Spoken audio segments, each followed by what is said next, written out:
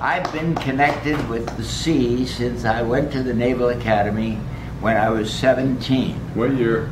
In 1935. Yeah.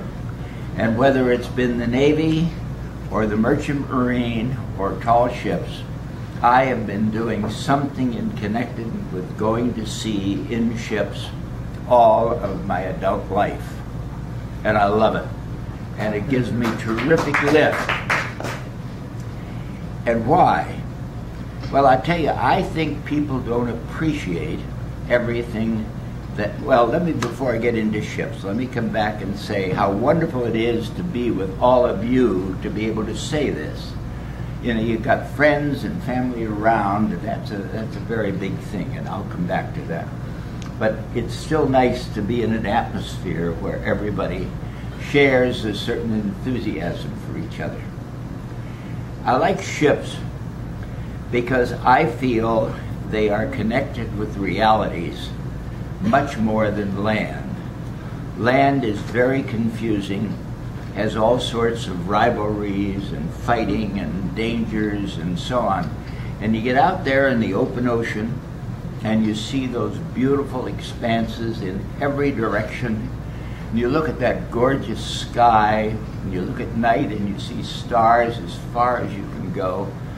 Most uplifting experiences I think you could have. There's a sort of religion of the sea, and you get imbued with it when you're out there.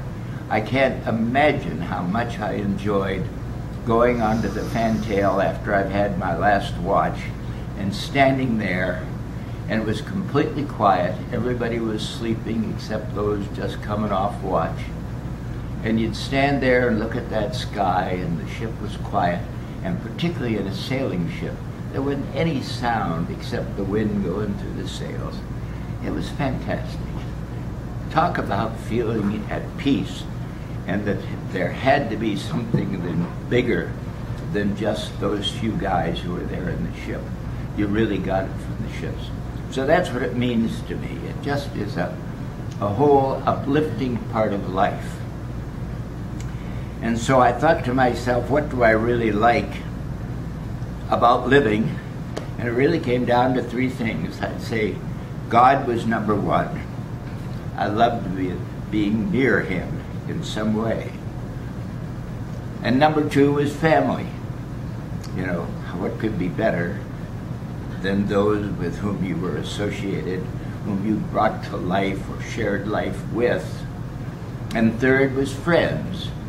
Friends who had sort of the same thoughts, and same aspirations, and same experiences, and that you could talk frankly with about what was going on.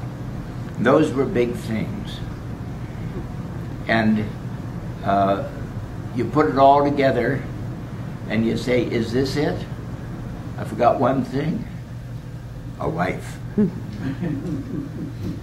I've been able to share it all these years with the same person.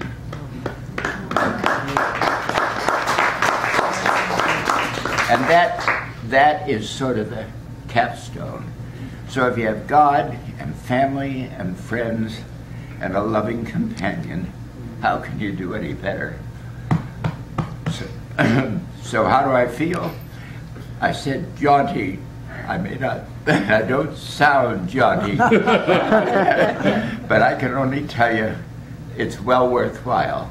Get it, hold on to it, and if you can drag it out a little further, do so.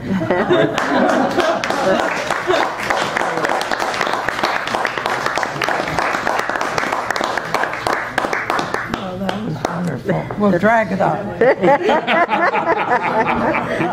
out.